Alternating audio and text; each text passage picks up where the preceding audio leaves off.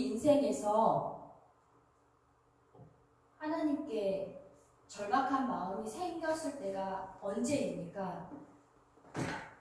성경에서 보면 갈멜산에서 엘리야가 바알 선지자들과 사투를 벌일 때 두 무릎 사이에 그의 머리를 넣고 간절히 기도하던 때가 있었습니다. 저는 그때가 절박한 때라고 생각이 듭니다. 또 하나는 자식이 없어 아픈 마음으로 성전에서 기도하던 한날을 들 수 있습니다. 저의 개인적인 삶에서도 하나님 앞에 간절하고 절박한 믿음으로 나아갈 때가 있었습니다. 미용실 사업 실패로 인해서 어디 하나 기댈 데가 없을 때, 모든 사람은 저를 떠나고 아무것도 남지 않았을 때, 정말 그때 하나님 앞에 절박하고 간절한 마음으로 나가게 되더군요. 두 번째는 우리 남편의 손이 다쳐서 회복이 불가능하고 이제는 잘못하면 절단해야 된다고 하는 의사 선생님의 말씀을 들었을 때 정말 하나님 앞에 매달릴 수밖에 없는 그런 마음이 생겼습니다. 그리고 세 번째는 최근에 들어 친정엄마의 암 진단 이후 우리 엄마가 정말 천국에 잘 갈 수 있도록 해달라고 애간장이 놓듯 한번 매달려 봤습니다. 여러분은 하나님을 향해 언제 절박하고 간절한 믿음을 가지고 나아가 보셨는지요? 오늘 12의 혈루증으로 고생하는 여인이 예수님께 절박하고 간절한 마음으로 나아가는 내용입니다. 많은 사람이 예수님과 접촉했습니다. 그러나 오직 혈루증 여인만 예수님의 능력을 끌어당기는 그의 믿음을 발견할 수 있었습니다. 오늘 혈루증 여인과 예수님의 그 대화 가운데 어떤 은혜가 있는지 한번 살펴보기로 하겠습니다. 오늘의 본문을 잠깐 살펴보면요. 갈릴리 동편에서 거라사 지방에 군대 귀신 들린 자를 고쳐주셨습니다. 그러니까 많은 사람들이 예수님을 떠나기를 원했습니다. 그래서 예수님은 갈릴리 서편으로 오셨습니다. 그때 큰 무리와 그의 교훈을 듣고자 병자들이 또 많이 예수님께 몰려들었습니다. 그런 차에 회당장 야이로라는 사람이 와서 자신의 12살 된 딸아이의 병을 고쳐달라고 애원하였습니다. 그런 차에 오늘 갑자기 등장한 인물이 바로 12의 혈루증 걸린 여인이었습니다. 오늘 본문에 등장하는 이 12에나 혈루증 걸린 여인에 대해서 한번 살펴보겠습니다. 여성의 생식기에 피를 흘리는 질병이며 하혈처럼 정기적인 유출이 있는 질병입니다. 나중에 혈액 부족으로 마지막에는 목숨까지를 잃게 되는 그런 질병입니다. 구약 율법에서는 혈루증은 부정한 질병이라고 병자가 만지는 것은 모두 부정하다고 레위기 15장은 규정하였습니다. 율법은 사람을 위해서 만드신 건데 이를 통해 하나님의 사랑을 깨닫고 하나님이 베푸시는 의도를 우리가 알아야 함에도 불구하고 율법의 자의적인 해석을 통해서 심판의 잣대로 사용하였습니다. 그래서 문자적으로 내용 없는 형식주의에 빠져버리는 오류를 범했습니다. 그래서 이 혈루증 여인은 그 율법의 규정의 분위기에 따라서 살아간 삶이 너무나도 어렵고 힘들었습니다. 무엇보다 병은 죄로 인해 발생한다는 인식으로 그 당시 취급하는 문화였습니다. 요한복음 9장에 보면 날 때부터 소경된 자가 나오지 않습니까? 제자들이 저 사람의 병은 누구의 죄 때문에 저 병이 생겼습니까? 라고 예수님께 질문하였습니다. 이처럼 부정한 사람, 죄인 취급하는 사람, 상종 안 하고 사회에서 아주 도태시켜버리는 그런 분위기였었습니다. 우리가 초창기 코로나 걸렸을 때 생각하시면 조금 이해가 될 것 같아요. 어떤 병인지도 잘 몰라서 가까이 오면 안 되고, 걸렸으면 모든 걸 격리시키고 모든 삶을 다 마비시키는 그런 분위기였던 것처럼, 그보다 더 훨씬 더 이 여인의 삶은 더 고립되고 더 많은 사람들에게 손가락질을 당하는 그런 삶이었을 거라 상상이 갑니다. 이 병은 마스티고스라는 건데요. 원형으로는 마스티스, 단순한 질병을 의미하기도 하지만 고난, 고통, 채찍이라는 의미도 있습니다. 이것은 고쳐지지 않는 병입니다. 인간의 힘으로는 절대 고칠 수 없는 병, 오직 하나님만이 고칠 수 있는 질병입니다. 오늘 혈류증을 앓는 여인처럼 이 질병은 자기의 모든 것을 허비할 정도로 고통스러우며 이 여인을 연단하는 도구가 되었습니다. 여러분, 우리 삶에서도 질병이 있다는 것 자체만 해도 우리 삶은 너무나도 힘들고 어렵습니다. 또 김병의 효자가 없다고 하지만 여기 김병의 효자 계십니다. 이 여인, 혈류증이라는 고난 앞에서 이 여인은 모든 것들을 다 해봤습니다. 아무 소용도 없었습니다. 우리 인생도 대부분 이런 수순을 걸칠 것입니다. 처음에는 인간적인 방법을 다 씁니다. 우리가 쓸 수 있는 방법, 의사도 찾아가고 모든 것들을 다 해봅니다. 잔머리도 굴려보고 이런 방법도 해보고 미신적인 방법도 또 해봅니다. 그러다가 인맥도 사용합니다. 그러다가 자포자기합니다. 다 안 됐을 때 그때 우리는 참고요, 의지 없어서 손들고 주님 앞에 오게 되는 그런 어떤 순서들을 볼 수 있습니다. 오늘 이 여인도 원인도 모르는 그 병을 수많은 의사에게 다니며 고치기 위해서 애썼습니다. 그러나 재산은 다 탕진하고 마음은 말할 수 없이 피폐되었습니다. 그러던 어느 날 예수님이 오신다는 소문을 듣게 되었습니다. 그런데 아주 강렬하게 그녀를 사로잡았던 생각이 있었습니다. 그것은 그의 생각을 계속 입으로 중얼거렸습니다. 그것은 바로 예수님의 옷에만 손을 대어도 나을 것이라는 확신이었습니다. 이것은 단순히 자기 체면이 아니요, 긍정적인 생각에서 기인한 것도 아닙니다.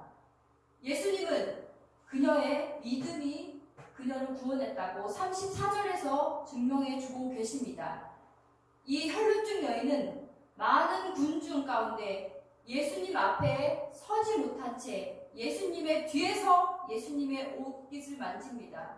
그런데 그 순간 이 여인의 혈류의 근원이 마르게 되었습니다. 원래 이 여인은 사람들에게 발각되면 돌에 맞아 죽을 수 있는 처지입니다. 위험을 무릅쓰고 예수님께 나아간 것입니다.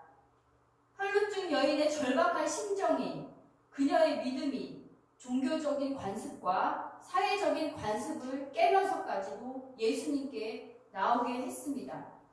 이때 예수님은 자신에게 능력이 나간 줄 아시고는 제자들에게 물어봅니다. 그러나 제자들은 눈에 보이는 현상만을 가지고 모든 것들을 판단합니다. 우린 여기서 발견할 수 있는 은혜는 두 가지입니다. 첫 번째는 부정한 옷을 벗기시고 의의 옷을 입혀주셨습니다. 율법에서 이 여인이 접촉하는 모든 것은 다 부정하게 됩니다.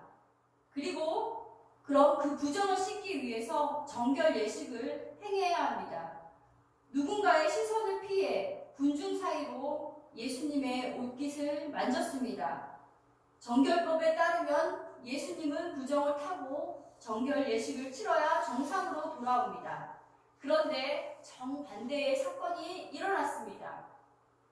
그 여인의 부정이 예수님께로 들어가 부정하게 되는 것이 아니라 예수님의 능력이 그 여인에게 흘러들어가 고침을 받게 되었습니다. 예수님의 능력이 그 여인을 깨끗하게 만들었습니다.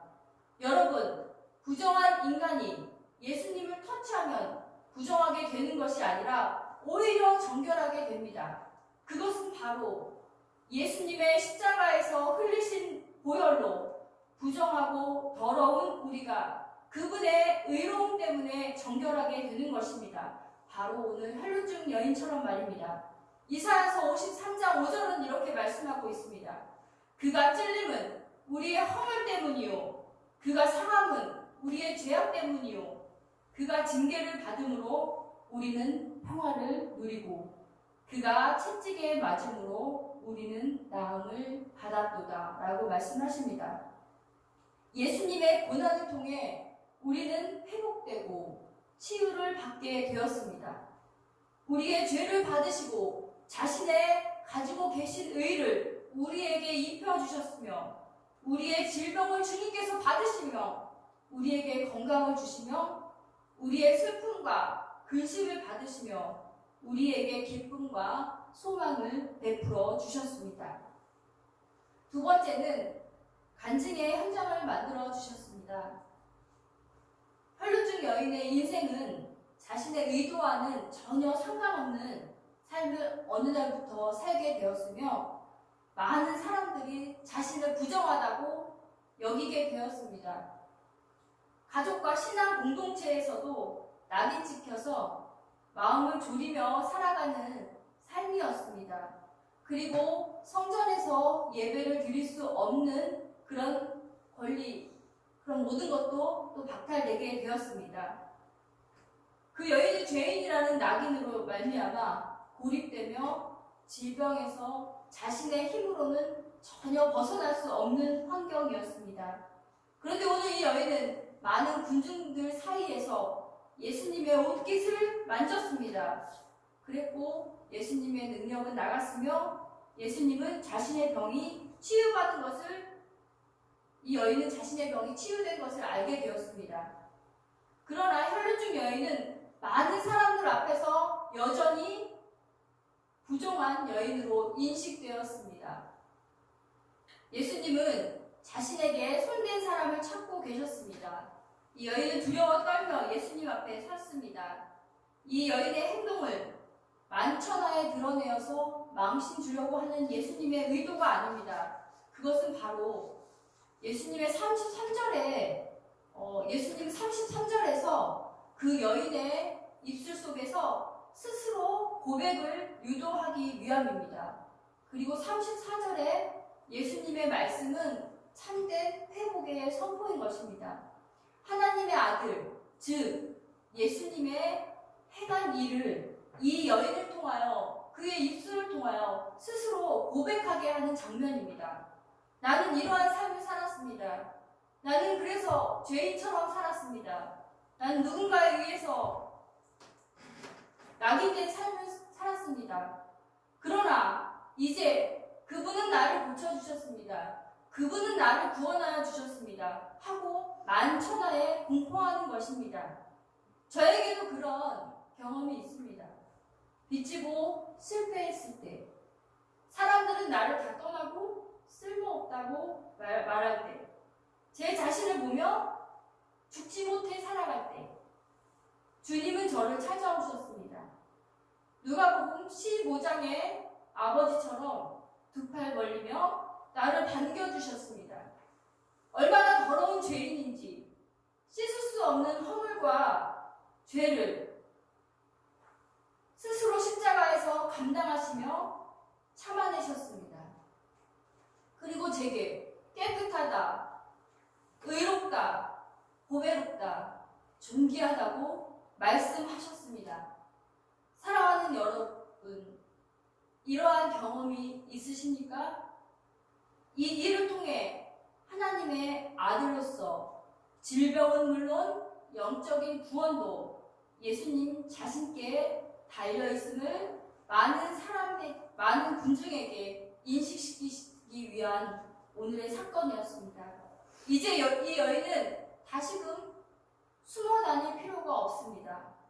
하나님의 백성의 공동체 안에서 당당히 살아갈 수 있는 모든 것들을 회복해 하셨습니다.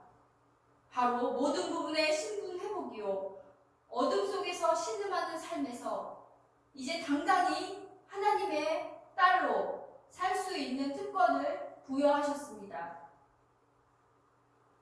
예수님은 이 여인을 리셋해 주셨습니다. 어디 이 여인에게만 해당되는 일이겠습니까? 죄로 인해 하나님의 형상을 잃어버린 우리에게 예수님은 정말 우리를 리셋해 주셨습니다. 진리가 너희를 자유케 하리라는 말씀처럼 우리의 모든 속박에서, 질병의 속박에서, 죄의 속박에서, 모든 매임에서 예수님은 우리를 자유케 하셨습니다. 사랑하는 세계교회 성도 여러분,